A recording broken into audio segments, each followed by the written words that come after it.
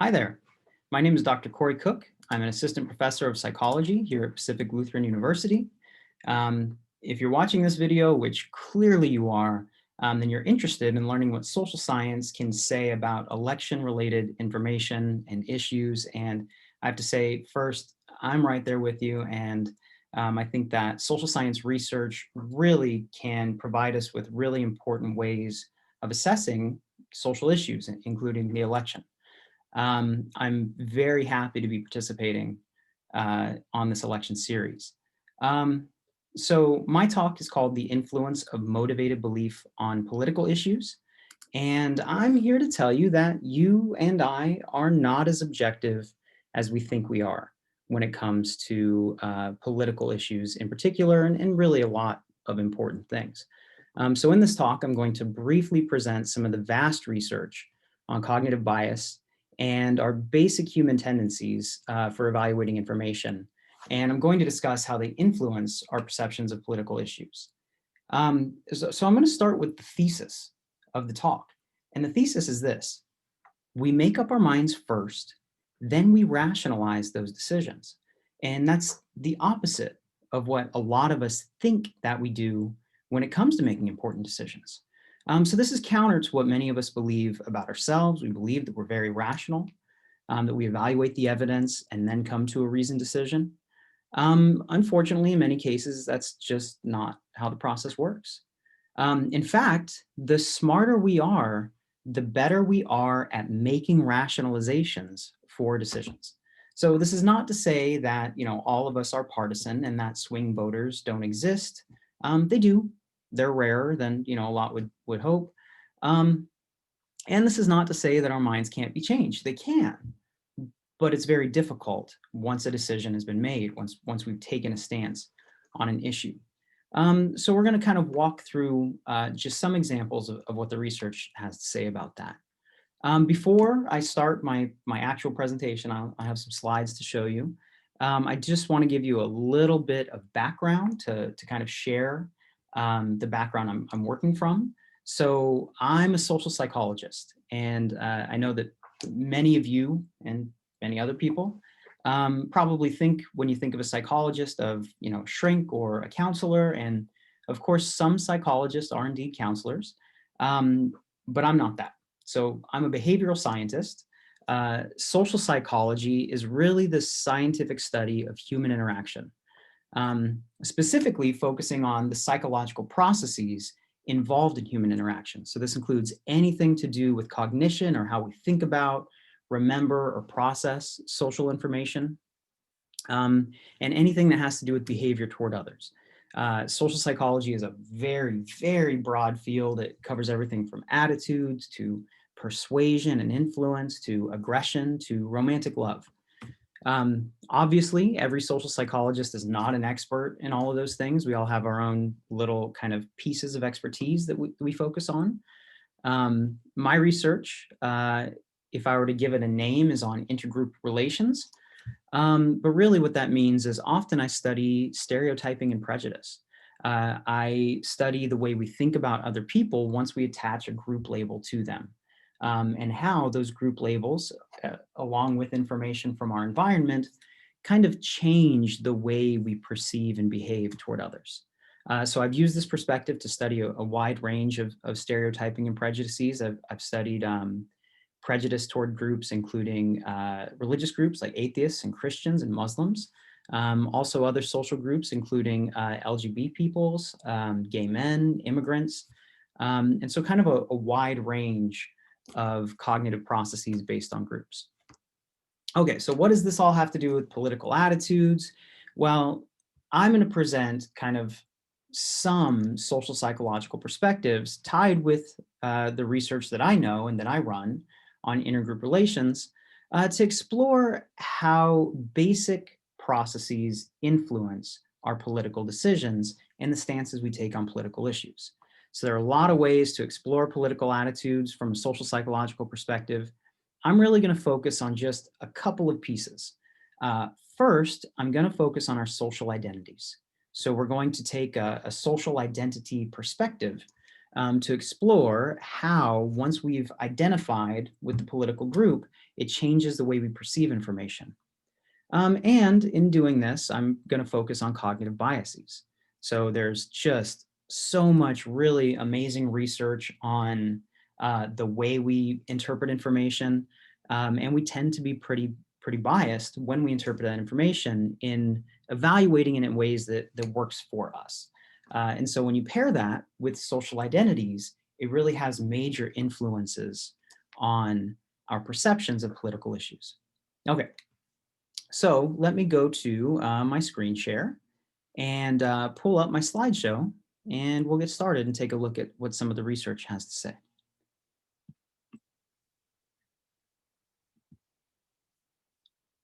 All right, so you should all at this point see my slideshow, and let's get this in a view that actually makes sense.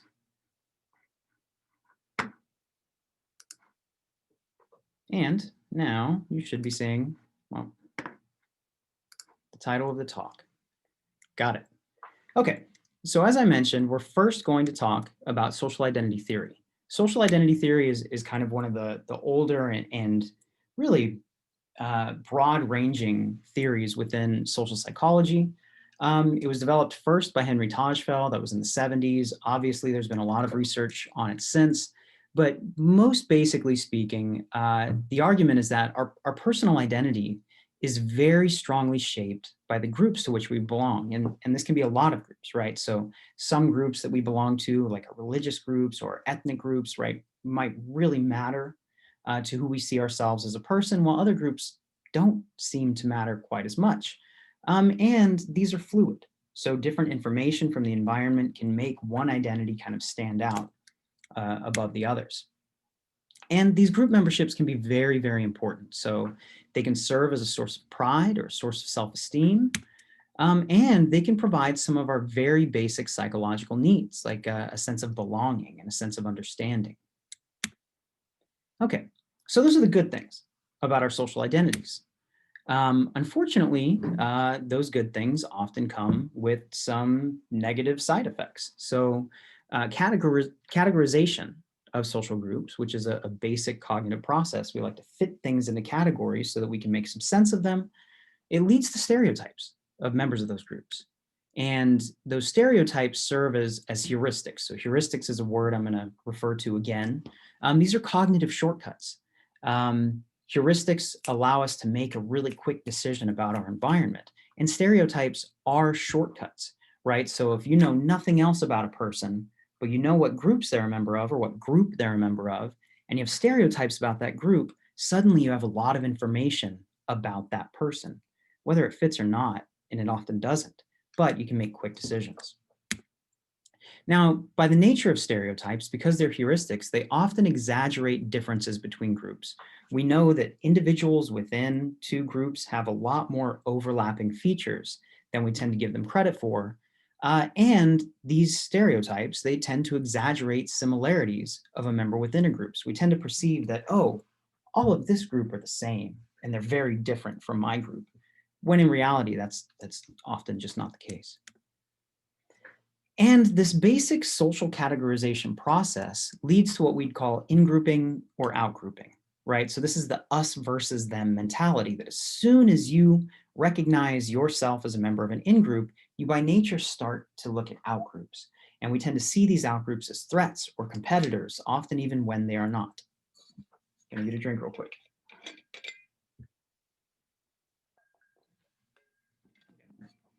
Moving on. So I think that social identity theory is summarized quite nicely in this little cartoon. So if we were to step back and look at this objectively, we'd realize, oh, these people from over here and these people from over here are pretty similar.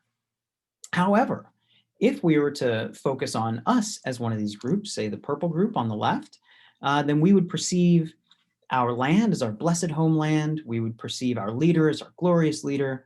Our religion is our great and probably true religion, our noble populace and our heroic adventures. And then those people from across the water, their land is their barbarous wastes, their wicked despot, They're primitive superstitions, they're backward savages, and they're brutish invaders, right? So this is a basic in-group, out-group perspective. And this has happened across histories, across societies, and unfortunately happens rather easily to start to otherize different peoples. So what does this have to do with politics? Well, hopefully you've been able to put a couple of these pieces together. Political affiliations are social identities. They are salient social identities, which means that they are readily available. They're right there on the surface. We tend to, especially in the United States, be one or the other. While we might individually perceive ourselves as better fitting a third party or an independent, once we start voting, we usually get forced to choose one of these sides. And these sides are usually seen as conflicting with one another. So social affiliation or political affiliation is a very resonant social identity, and it's socially validated, right? So it's approved of in our society and even encouraged to an extent. You got to vote one or the other. It's us against them. It's, you're on the right side or the wrong side kind of thing. And those are really important social dynamics. And so what we know is that once we choose an identity, we start to see the world in ways that go along with that identity. So they really change our cognitions. Once we've endorsed a candidate, we're going to start seeing things in ways that really supports that endorsement. Once we've made a decision, we want to make that decision make sense in our minds. Now, we also know that it's not always so much as a choice. There are kind of robust or it's a better way to use robust. It's such a research term. Consistent. There's really consistent differences among these different party lines in the United States. So especially once we start to focus on more conservative leaning and more liberal leaning. So we know there are cognitive and personality differences among these party lines. If you're interested in reading more about this or learning more about this, I highly recommend Jonathan Haidt's book, The Righteous Mind. I listened to it on Audible, and it's read by Dr. Haidt. It's a great listen. But in this book, he draws from a lot of disciplinary backgrounds to make an argument for what he calls moral foundations theory. Now, according to moral foundations theory, we make moral judgments based on really intuitions, moral intuitions regarding 5 primary values. And so he argues that these are innate, that when we start to see the world in moral terms, there really are 5 very distinctive categories that we tend to pay attention to. And they include care or harm, fairness and cheating, loyalty or betrayal, authority or subversion, sanctity or degradation. And there's actually a 6th one that more recent research has added called freedom and oppression. Now, what you tend to find is much like personality characteristics, we can vary to the extent that each of these different pieces are important to us. So for instance, maybe care and harm is really important to me, but authority is not so important to me. Maybe I even have a bit of an anti-authority take on things as long as people are being treated well, right? Which is what care and harm is about.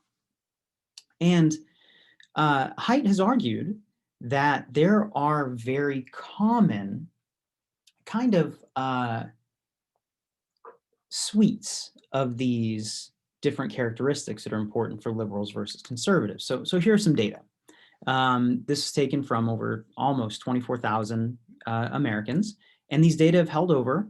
They've actually have been now measured cross-culturally. They've been replicated in the United States.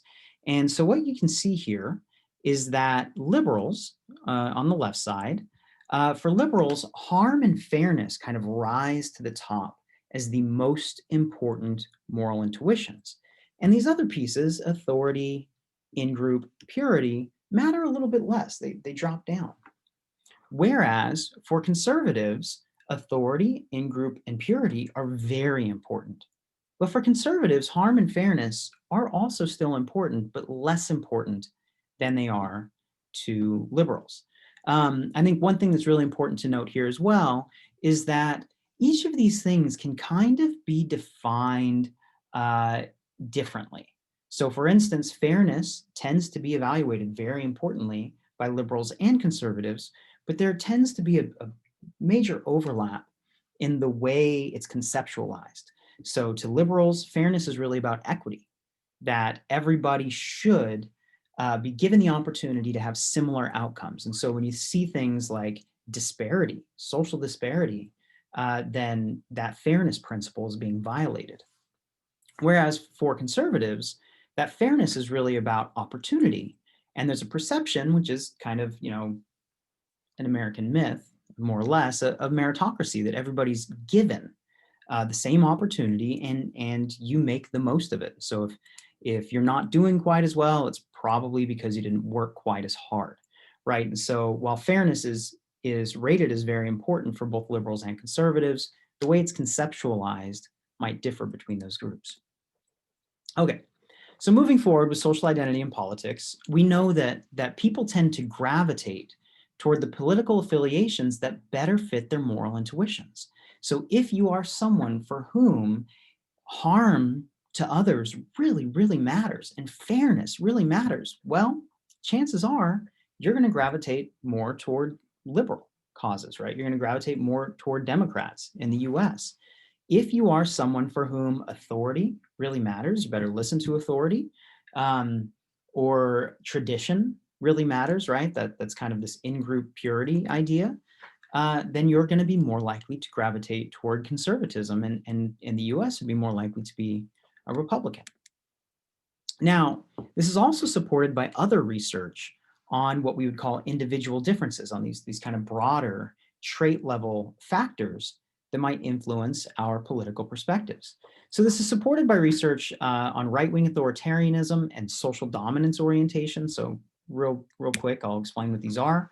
Right-wing authoritarianism is marked by strict adherence to social norms and really hostile attitudes toward violations of norms. And social dominance orientation is marked by support for a group-based hierarchy and a desired group dominance. So these are, to the best we can conceptualize them, these are things that are kind of a part of people's personality. These are ideologies that are really broadly encompassing. And people who are higher on right-wing authoritarianism, they tend, again, to veer to the right wing. It's right there in the name. They tend to view things more conservatively. And so these are related to our political stances, our political opinions, a wide range of them. Right-wing authoritarianism and social dominance orientation, they tend to kind of go hand in hand, although they are different ideas. They tend to highly correlate with one another. And they predict lots of political attitudes like reluctance to believe in climate change and lowered support of decisions to address climate change, strict adherence to authority, and so stronger support for policing and stronger support for really strict criminal justice systems, restricted immigration, right? Because they believe, like social dominance orientation in particular, believes in the norms that are already set, and they don't like people coming in and changing them. So these things tend to predict lowered attitudes toward immigration and social welfare programs. So for instance, social dominance orientation is perfectly okay with some people not doing as well. In fact, that's the way things should be. And so they perceive that programs that are meant to help marginalized groups are actually unfair. So we know that there are personality characteristics and kind of gut level intuitions that already lead us to be more likely to veer to the right or to the left politically.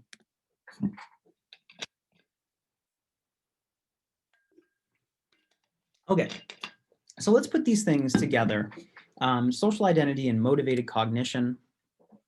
We know that many of our political beliefs really are based on these heuristics, these cognitive shortcuts, and our moral intuitions, right? So if I'm the kind of person who believes that my group should be on top, I'm going to start to see political issues as such, and I'm going to gravitate toward that side that supports that perspective. And again, another recommendation for learning more about this.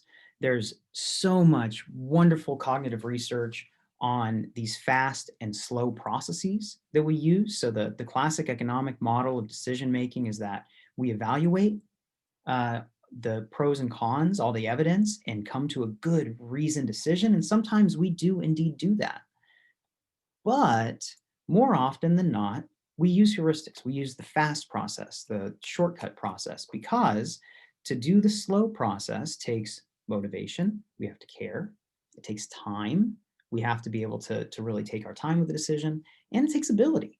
And a lot of us are, stressed and busy, and we really want to make a quick answer instead of a good, well-reasoned answer.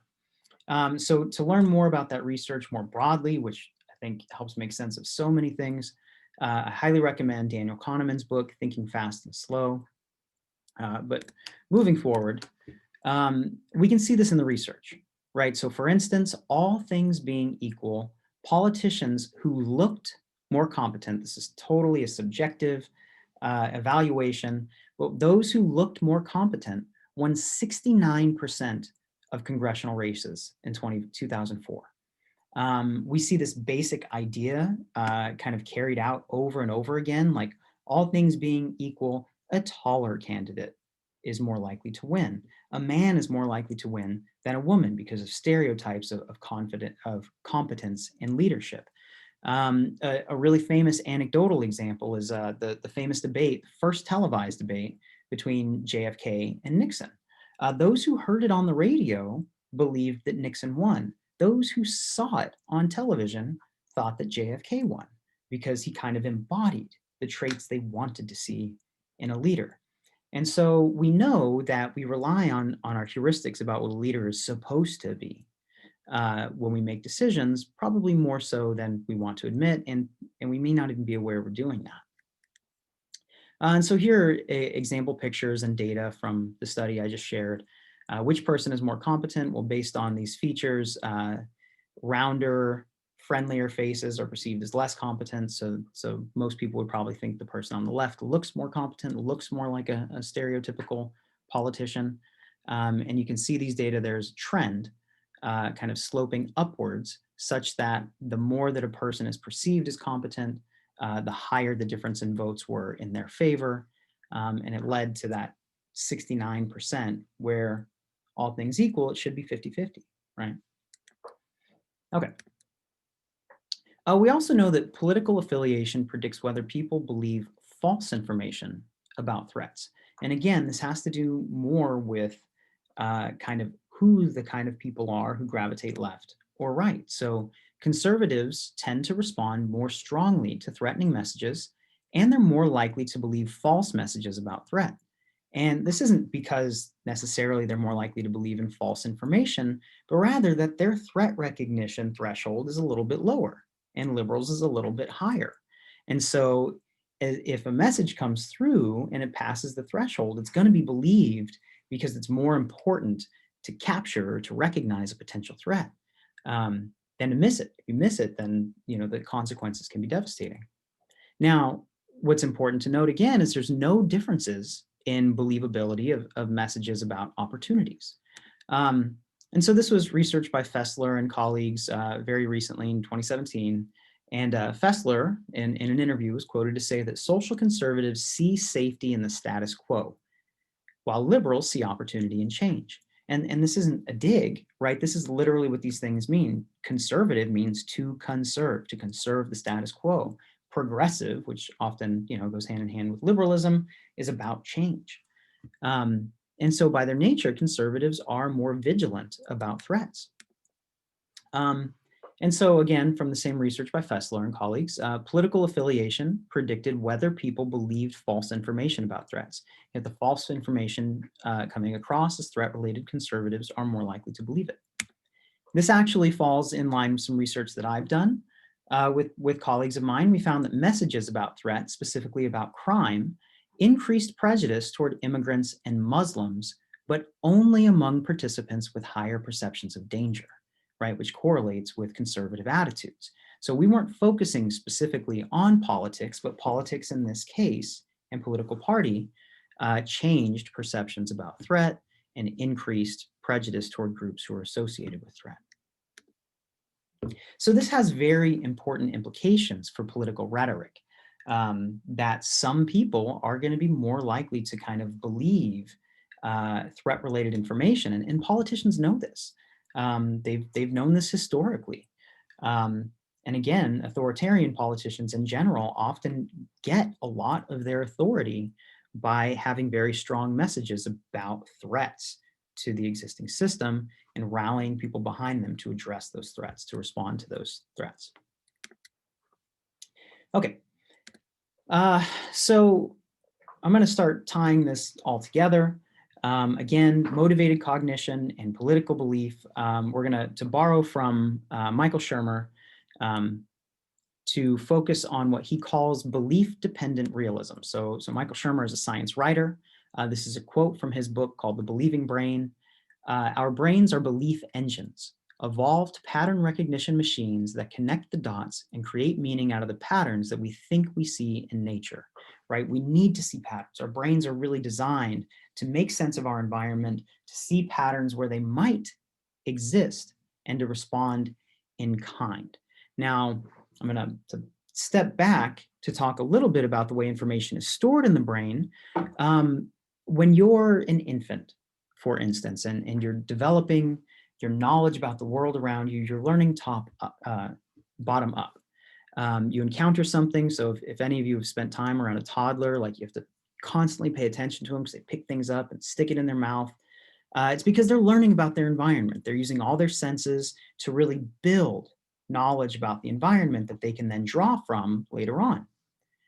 For us, once we come of voting age, we have decades of learning behind us. We did all that bottom-up learning. Now, because we know so much about the world, we really interpret information top-down, meaning we use those structures, those schemas that we have in place to interpret the world around us. And we tend to interpret things according to the beliefs that we already have. That's belief-dependent realism. I already have beliefs about the world around me, and I'm going to see the world around me and the information that's presented to me in ways that support and often reiterate those beliefs I already have. We see this in what's known as confirmation bias. So confirmation bias is maybe the most well-studied cognitive bias in science. And it's the basic tendency to search for, interpret, and recall information in ways that supports what we already believe, right? It's part of the reason why it's so hard to change someone's mind. So we all love Venn diagrams. So here's a Venn diagram to help make sense of it. There's this world out there of objective facts. None of us can see objective facts, right? We can only see subjective facts. We're interpreting them through our lens. So there are also all these facts that could confirm our beliefs. And we only see the objective facts that confirm what we want to see. So we know that confirmation bias leads to a biased information search, right? We go to biased sources such as a news channel or organization that already tends to lean politically the way I lean. And we tend to ignore disconfirming evidence. So I'm not going to believe your facts if they don't mesh with what I want to believe. And confirmation bias leads to biased interpretation. So we set different thresholds for confirming and disconfirming evidence. So it can be like, I mean, think about this non-politically, right? Where most of us are motivated to believe that we are smart and attractive and good people. And so if I need to believe that I'm a good person, my threshold for supporting evidence is very low. Like, I held the door for someone. I know I'm a good person. But my threshold for disconfirming evidence, like all those times I didn't stop to help someone or that I don't give enough money to charity or what have you, right? Those don't count. I just put those off to the side. So we define things idiosyncratically so that they support what we want to believe. And this works politically as well. So we push disconfirming evidence of our political ideas to the side and use very low thresholds for supporting evidence. And confirmation bias leads to biased memory. So we have selective recall of confirming examples. When we're thinking back to something, we can think about debate performances, for instance. And all of these happen at the same time when we recall what happened at the debate. So I'm going to summarize just one more kind of body of research. This is by Robert and Matthews. I took this picture from a recent article they wrote for The Conversation called "The Partisan Pandemic: Do We Now Live in Alternative Realities?" So there are some consequences to our motivated cognition. There are consequences for us picking a side and then interpreting information in ways that support it. So in Robert and Matthews' traditional work, in their past work, they found that partisans, in other words, people who identify with one party over the other, tend to vote along party lines as a show of political affiliation and to affirm their political identity. And they found that people evaluate differently when they evaluate as individuals compared to when they evaluate as a Republican or as a Democrat. But that people in their earlier studies really tend to agree on facts when they're presented as data. So these include facts on climate change, on immigration, on police shootings, and you can actually see these data here. So we see this dip over here in the middle. What we see is kind of mean belief when evaluated as an individual with the dark blue bar and as a group with the lighter blue bar. And we see there is a significant difference for Republicans, but they're still pretty close, right? So we see a dip when they're evaluating as Republican versus individual. But more or less they agree on facts. Okay, so in more recent research by Robert and Matthews, they found that disagreement on facts is increasing at a kind of scary rate, especially in response to COVID-19. So when interpreting the number of deaths or the severity of threat, 1 in 3 Republicans in their more recent research believed options that were more favorable to President Trump or to the Trump administration, even when presented with the facts. So in their past research, they found that, you know what, once you present the facts, there really is some convergence. Most people agree, even if they vote otherwise. But now they're suggesting that our interpretation of facts may be changing because of the strength of these social identities. And you know, that's a whole nother area of research about the changing dynamics and kind of political enmity, right, that's being created by a lot of kind of partisan bickering and division on partisan lines. And there's a lot of really interesting research on that.